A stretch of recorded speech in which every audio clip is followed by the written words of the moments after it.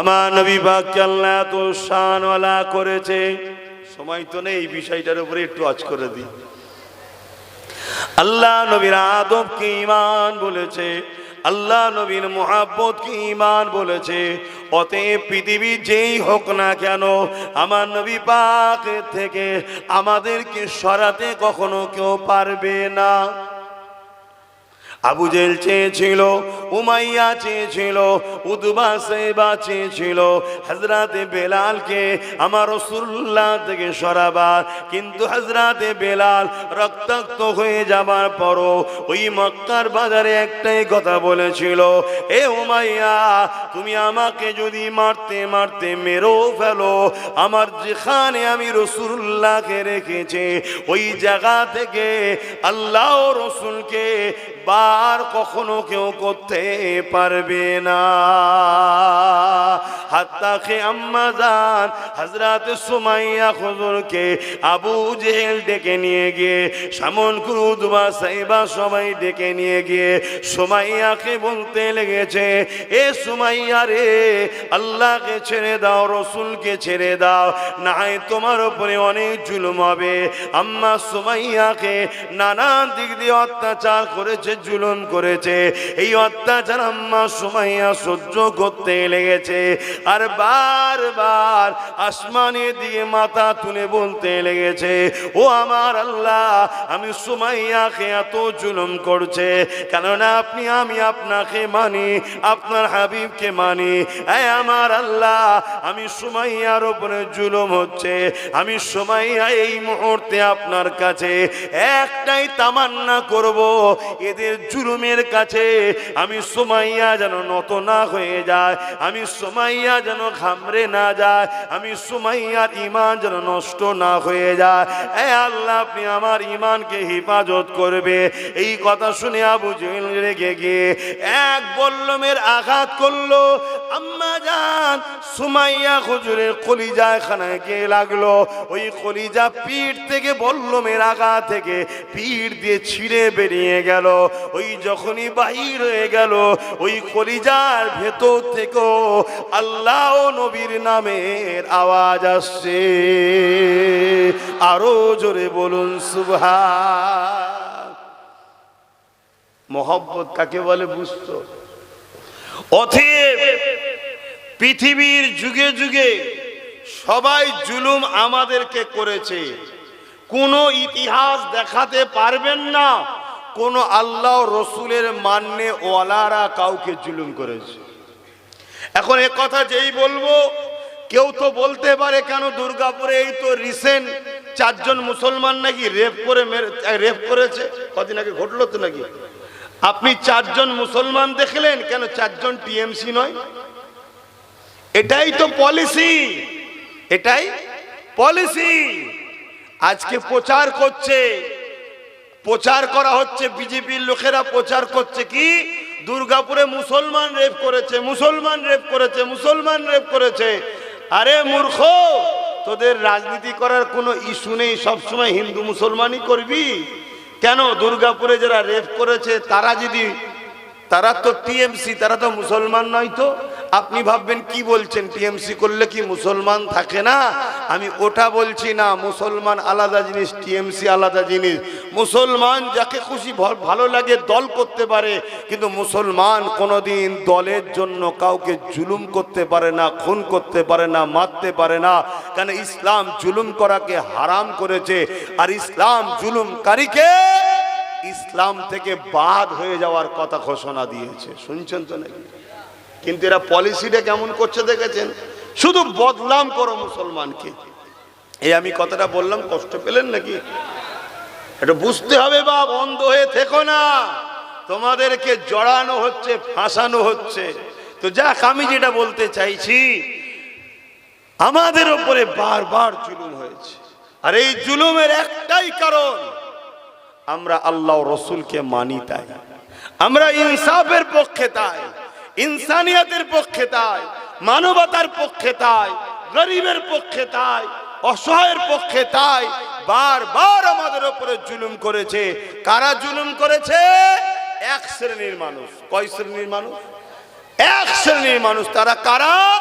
যারা ক্ষমতার জোরে মানুষের প্রভু হবার স্বপ্ন দেখে, ক্ষমতার জোরে বলুন বলুন, মানুষের প্রভু হবার স্বপ্ন দেখে, তারা বারবার আমাদের উপর জুলুম করেছে। কেন?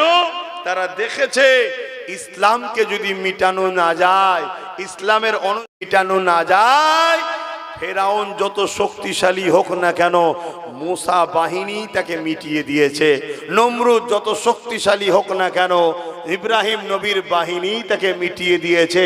অবশ্যই সব জায়গায় আল্লাহরই সাহায্যে, জোরে বলুন সুবহানাল্লাহ।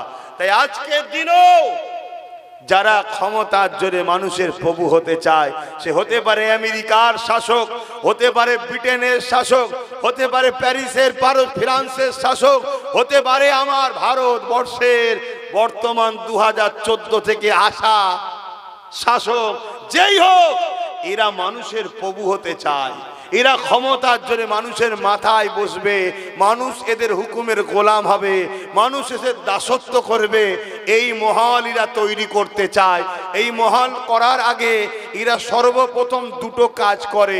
প্রথম কাজ হলো মানুষকে মূর্খ বানায়, দ্বিতীয় কাজ হলো মানুষকে গরিব বানায়। এই কাজটা কি ফেরাউনের ছিল না? ছিল না? তাহলে এরা কি ফেরাউন নয়? এক কথা বলছো না, কিন্তু এদের বিষয়ে বলবে না, মরা ফেরাউনের বিরুদ্ধে বলবে। শুনছেন তো নাকি? মরা ফেরাউন নিয়ে বলো, কিন্তু মরা ফেরাউনের ওয়াকিয়া আল্লাহ কোরআনে শুনিয়েছে। কেন?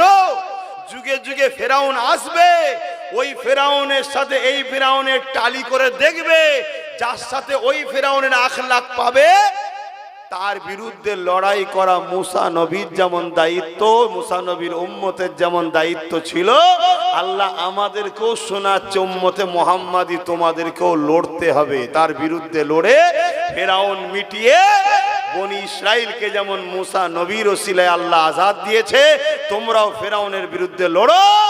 আমরাও তোমাদেরকে, আমি আল্লাহ তোমাদেরকে সাহায্য করে মনুষ্য জাতিকে আজাদ দেবো। জোরে বলুন সুবহানাল্লাহ।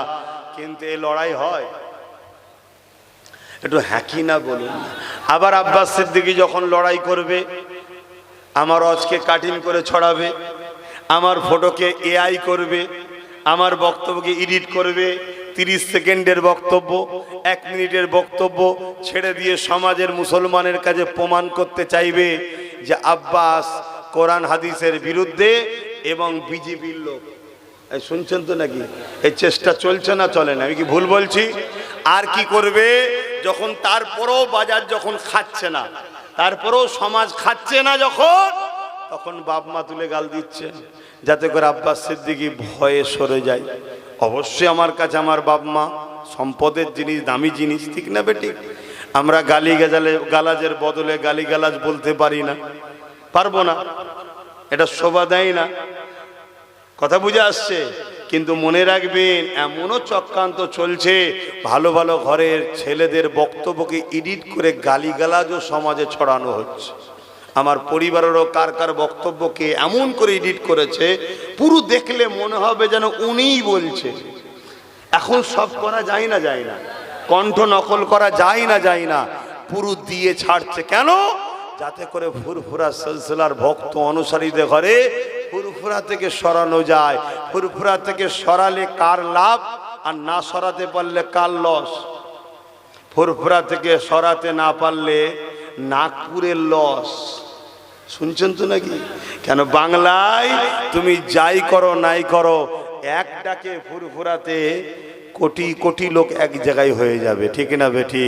পশ্চিম বাংলায় আরো সিলসিলা আছে, আমি কাউকে ছোট করছি না, যে যার জায়গায় থাকুক। তারা অন্য জায়গায় বৃহৎ হলো, পশ্চিম বাংলায় কিন্তু বৃহৎ হলো ফুরফুরা দাদা হুজুর। জোরে বলুন সুবহানাল্লাহ। এটা সত্য না মিথ্যা? আর যারা সিলসিলা আছে তারা অন্য জায়গায় হয়তো বৃহৎ, আমি অস্বীকার করছি না, কিন্তু পশ্চিম বাংলায় এক কথাতে সবাই ফুরফুরামুখী হয়ে আছে। অত এই ফুরফুরাকে যদি টুকরো না করা যায়, এই ফুরফুরা শরীফকে যদি শেষ না করা যায়, তাহলে আমাদের যে লক্ষ্য মুসলমানদেরকে মিটিয়ে দেওয়া, এই বাধা হয়ে দাঁড়াবে ফুরফুরা।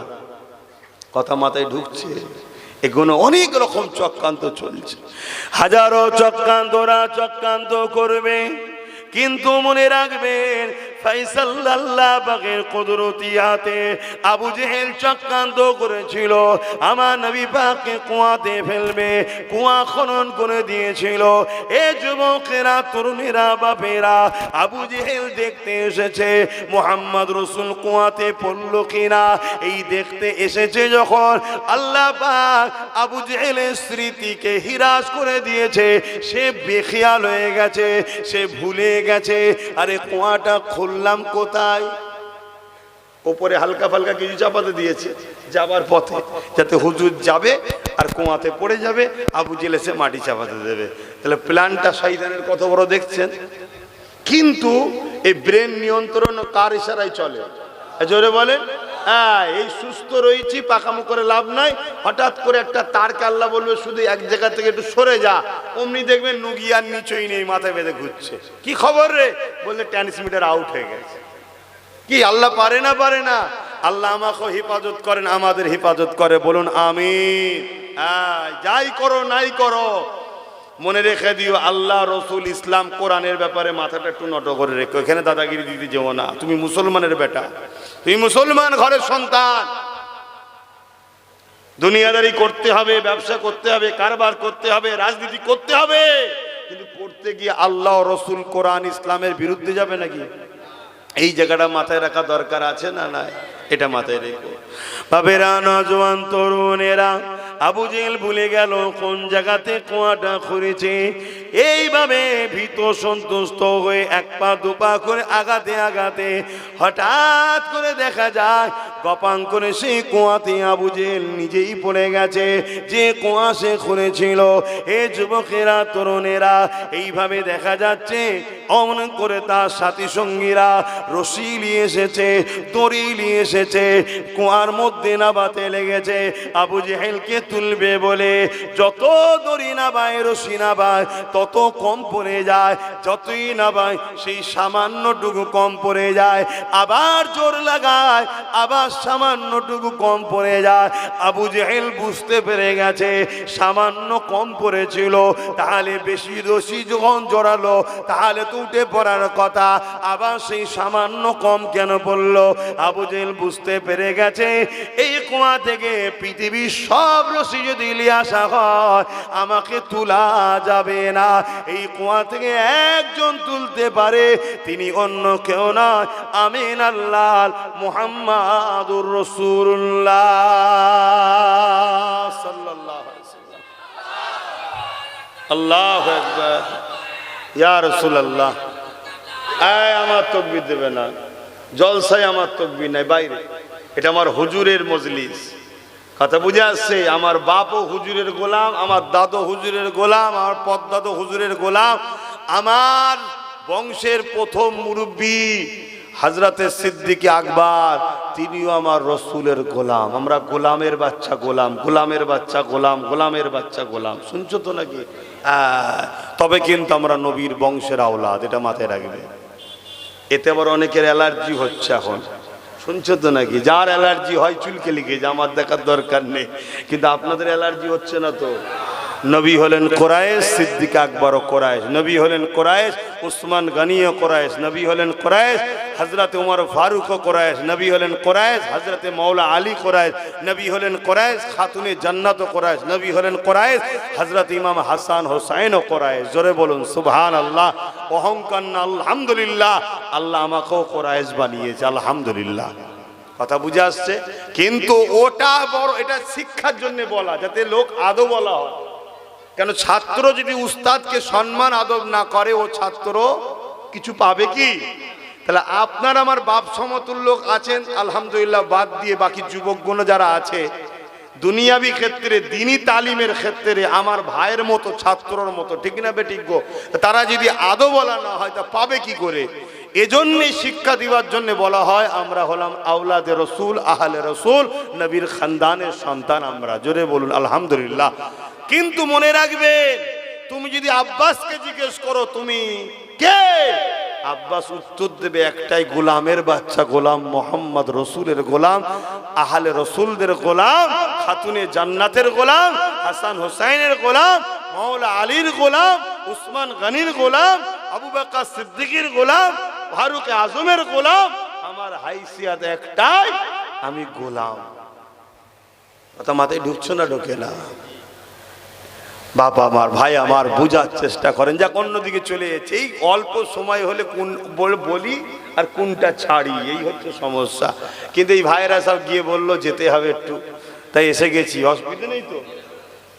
কিন্তু ভাইয়েরা আবার মনে না দুঃখ পাই ভাই। তা হযরতে এই কি বলে আবু জেহেল বলছে যে দেখো তোমরা যত রশি নিয়ে আসো আমায় উঠাতে পারবে না, আমাকে যদি উঠাতে চাও যেমন হোক করে বুঝিয়ে বাজিয়ে মোহাম্মদ রাসূলুল্লাহকে নিয়ে আসো। জোরে বলুন সুবহানাল্লাহ। আমার নবী পাককে নিয়ে আসলেন কুয়ার ধারে, অনেক বড় কথা। আমার নবীকে আবু জেহেল ডেকে বলছে যে মোহাম্মদ সাল্লাল্লাহু আলাইহি সাল্লাম, অনেকে জানে আবু জেহেল হচ্ছে আমার নবীর চাচা, এটা সবাই জানে তো নাকি? হ্যাঁ না, আবু জেহেল আমার নবীর চাচা নয়। আমার নবীর 4টে চাচা ছিল, তার মধ্যে আবু জেহেল বলে কেউ নেই। এই শুনছেন তো নাকি? হ্যাঁ, আবু জেহেল আমার নবীর চাচা নয়। কথা বুঝে আসছে তো? পাড়া সম্পর্কে, কটা কি পাড়া সম্পর্কে হয় তুই, পাড়া সম্পর্কে, নিজের চাচা নয়। যাই হোক, আমি ওইদিকে ইখতিলাফে যাচ্ছি না। তো ভাইরা আমার, আমি যে কথা বলছিলাম, আবু জেহেল বলছে ভাইপো মুহাম্মদ সাল্লাল্লাহু আলাইহি সাল্লাম, আমাকে যদি তুমি এখান থেকে তোলো, আমি কলেমা পড়ে নেবো তোমার হাতে হাত দিয়ে। আল্লাহর নবী বলছে চাচা এখানে পড়লেন কি করে, ব্যাপারটা কি? ও তো বলতে লজ্জা করছে না, বলতে লজ্জা লাগছে কি? তো বলছে বলেন না কি হয়েছে। না, আমি আপনার জন্য কুয়া করেছিলাম, আপনাকে ফেলবো বলে, আপনাকে মেরে দেবো বলে। আল্লাহ রসুল বলছেন চাচা আমার আব্বা জান নেই দুনিয়ার, আমার আম্মা জান ইন্তেকাল হয়েছে। আমি রসুল কি করেছি আপনি আমার দুশ্মনী করছেন? আমি গরিবদেরকে ভালোবাসতে বলি, মানুষের উপরে জুলুম করতে নিষেধ করি, মানুষের হক দিতে বলি, মানুষের গায়ের ঘাম শুকোবার আগে যারা মজদুর লেবার তাদের টাকাকে শোধ করে, তাদের পারিশ্রমিককে শোধ করে দিবার কথা বলি। আমি তো বলি এ কায়নাতের মালিক একজন, তিনি হলেন আল্লাহ, তাকে মেনে নাও। আমি তো মোহাম্মদ, আমার কথা কখনো বলিনি যে আমি মালিক, আমি তো একজনের দাওয়াত দিতে এসেছি। তা আপনারা আমার উপর দুশ্মনী করছেন কেন? আবু জেহেল বলছে ভাইপো মুহাম্মদ সাল্লাল্লাহু আলাইহি সাল্লাম, আমার যা হয়েছে হয়েছে, তুমি আমায় তুলে দাও এখান থেকে, আমার বড় ভয় লাগছে, দম আটকে যাচ্ছে, আমি কলেমা পড়ে নেব। আল্লাহ নবী হাতটা বাড়ালো, আবু জেহেল হাত পেল, নবী টেনে তুলে দিলেন। জোরে বলুন সুবহানাল্লাহ। আর এতক্ষণ ধরে এত রশি ধরে টানাটানি, এত রশি ধরে টানাটানি, জমিনকে আল্লাহ বলছে যত রশি দেয় নেবে যা, নেবে যা। জমিন নেবে যাচ্ছে, নেবে যাচ্ছে, নেবে যাচ্ছে, নেবে যাচ্ছে। কথা শুনছেন?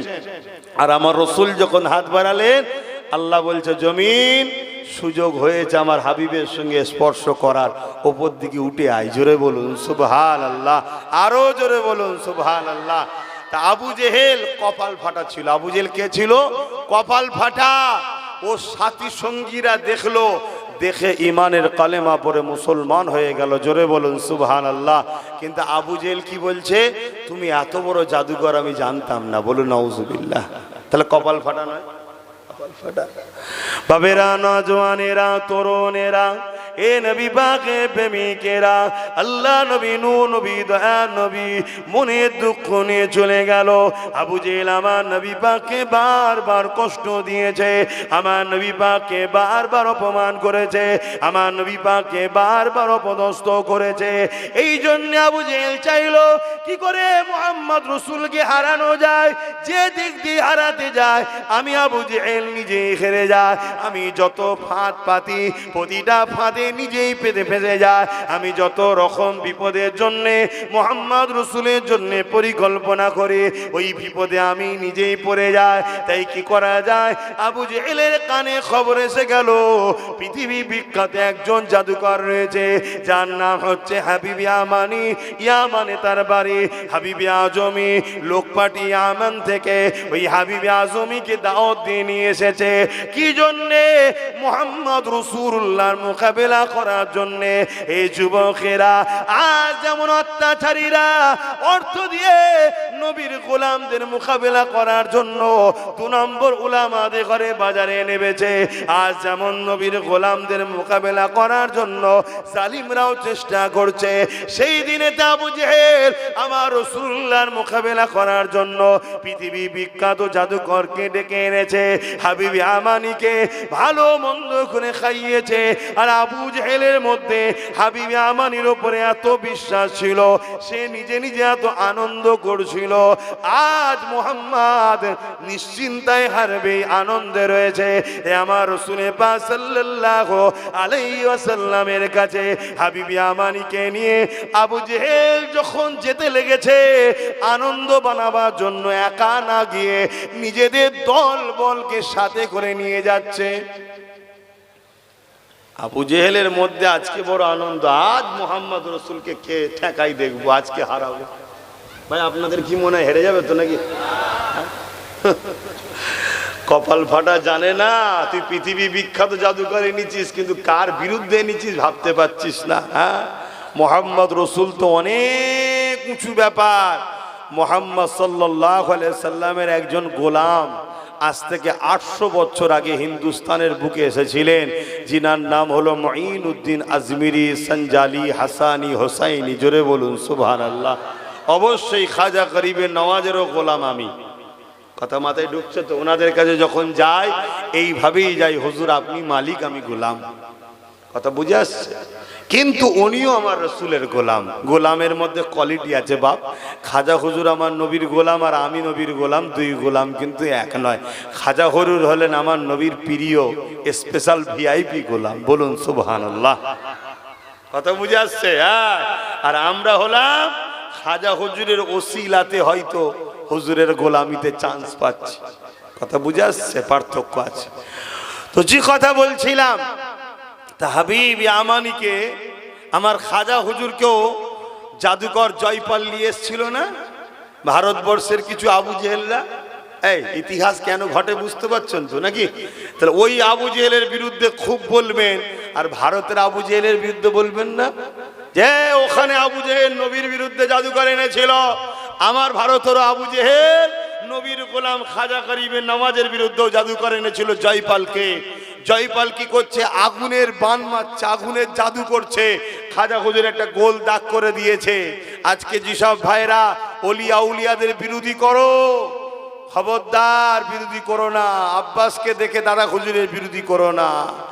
দাদা হুজুরের জন্য লোক আমায় ভালোবাসে, আমার জন্য দাদা হুজুর নয়, দাদা হুজুরের জন্য আমি।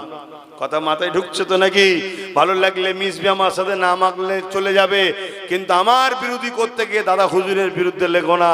কেন? তিনি জাবানার মুজাদ্দেদ, তিনাকেও জাদু মেরেছিল বাসুবাটি থেকে, জানেন তো নাকি? কিন্তু নসিবওয়ালা ছিল। দাদা হুজুর বললেন, এই তুই কোথা থেকে এসছিস? ওই বানকে, জাদু বানকে জিজ্ঞেস করছে, তুই কোথা থেকে এসছিস?